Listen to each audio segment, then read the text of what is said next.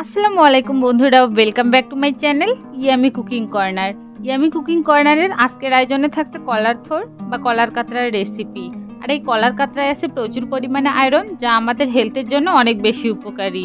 এই কলার কাতরা দিয়ে আমি আপনাদের আজকে ভাজি করে দেখাবো, আর সেই সাথে দেখিয়ে দিব এই কলার কাতরাটা কিভাবে পরিষ্কার করে কাটতে হয়। পুরো ভিডিওটি দেখে নেওয়ার অনুরোধ রইল। আর যারা এখনও আমার চ্যানেলটিকে সাবস্ক্রাইব করেননি, please subscribe my channel. So আর কথা না বাড়িয়ে let's go to my kitchen.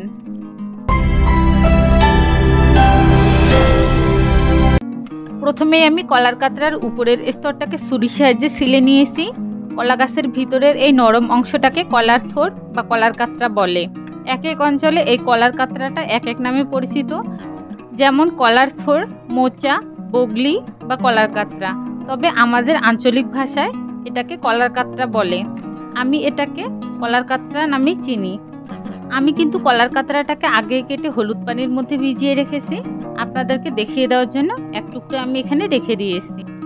আমি কলার কাতরাগুলোকে পাতলা পাতলা স্লাইস করে কেটে নেব। প্রত্যেকবার পাতলা স্লাইস করে কাটার সময় সুতোর মতো আঁশটাকে আঙ্গুলে পেঁচিয়ে নিতে হবে। এভাবে আঙ্গুলে পেঁচিয়ে নিলে খুব সহজে আঁশটা ছাড়ানো যাবে। কাতরাটা কাটার পর এমনিতে রাখলে আস্তে আস্তে কালচে রং হয়ে যাবে, তাই কাটার সাথে সাথে হলুদ পানির মধ্যে আধা ঘন্টার জন্য ভিজিয়ে রাখতে হবে। কলার কাতরাটা কাটার সময় অবশ্যই আঁশটাকে ফেলে দিতে হবে, তা না হলে কিন্তু খেতে একবারই ভালো লাগবে না। হলুদ পানির মধ্যে আধা ঘন্টা ভিজিয়ে রাখার পর কলার কাতরাটাকে ভালো করে ধুয়ে পরিষ্কার করে নিতে হবে। এখন চুলায় একটি প্যান বসিয়ে এতে আমি দিয়ে দিচ্ছি তেল। আর তেল গরম হয়ে গেলে এখন দিয়ে দিব পেঁয়াজ কুচি, এরপর দিয়ে দিব মরিচ কুচি, এরপর দিয়ে দিব রসুন কুচি। এখন আমি পেঁয়াজ, রসুন আর মরিচটাকে ভালো করে নেড়ে চেড়ে ব্রাউন কালার করে ভেজে নেব।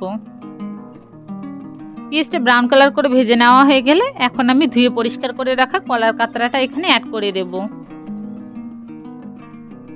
কলার কাতরাটা অ্যাড করে দিয়ে দেওয়া হয়ে গেলে এখন আমি এখানে দিয়ে দিব গুঁড়ো মশলা। হলুদ গুঁড়ো দিয়ে দিব 1 টিস্পুন, গরম মশলার গুঁড়ো দিয়ে দিব 1 টিস্পুন, আর লবণ দিয়ে দিব স্বাদ মতো। এখন আমি সবগুলো উপকরণকে ভালো করে নেড়ে চেড়ে মিশিয়ে নেব। আগেকার সময় এই কলার কাতরাটা খাওয়ার জন্য কলা গাছ থেকে এই কলার কাতরাটাকে সংরক্ষণ করতে হতো, কিন্তু এখন খুব সহজলভ্য হয়ে গেছে। এই কলার কাতরাটা বাজারে কিনতে পাওয়া যায়। আমার কিন্তু সবগুলো উপকরণের সাথে কলার কাতরাটা মিশিয়ে নেওয়া হয়ে গেছে। এখন আমি এখানে পানি দিয়ে দিব। এখন এগুলোকে নেড়ে চেড়ে আরেকটু মিশিয়ে নেব। এরপর ঢাকনা দিয়ে ঢেকে দেব সেদ্ধ হওয়ার জন্য। ঢাকনা তুলে নিলাম। আমি একটু কলার কাতরাটাকে নেড়ে চেড়ে দিচ্ছি। আর দেখতেই পাচ্ছেন পানিটা এখনো পুরোপুরি শুকিয়ে যায়নি, কিছুটা পানি এখানে বাকি আছে। এরপর আমি আবারও ঢাকনা দিয়ে ঢেকে দিলাম। 5 মিনিট পর আবার ঢাকনা তুলে নিলাম। এখন আমার পানিটা কিন্তু এখানে পুরোপুরি শুকিয়ে গেছে। আমি এগুলোকে নেড়ে চেড়ে একটু মিশিয়ে দিচ্ছি। এই কাতরাটা হতে কিন্তু এখনো অনেক বেশি সময় লাগবে, এই জন্য আমি এখানে সামান্য পরিমাণে তেল অ্যাড করে দিচ্ছি, যাতে করে কাতরাটা নিচের দিকে লেগে না যায় বা পুড়ে না যায়। এখন আমি এগুলোকে নেড়ে চেড়ে ভালো করে মিশিয়ে নেব। আমি এই কাতরাগুলোকে উল্টে পাল্টে দেব, আর 3-4 মিনিট পর আবার এক সাইড থেকে অপর সাইডে উল্টে দেব, যাতে করে কাতরাগুলো দুই সাইড থেকে সুন্দরভাবে ভাজা ভাজা হয়ে যায়। এই কলার কাতরাটা খেতে কিন্তু অনেক বেশি মজার হয়। যে কেউ এক পদ দিয়ে নিমিষে 1 প্লেট ভাত শেষ করে ফেলবে, এতটাই টেস্টি হয় খেতে।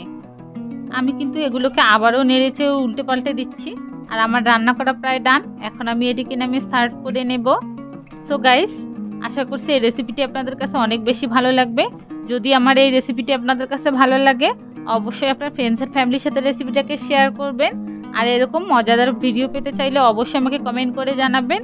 আর আমার চ্যানেল নতুন হয়ে থাকলে অবশ্যই আমার চ্যানেলকে সাবস্ক্রাইব করে রাখবেন। আবারও দেখা হবে অন্য কোনো ভিডিও নিয়ে। ততদিনে ভালো থাকবেন, সুস্থ থাকবেন। আল্লাহ হাফেজ।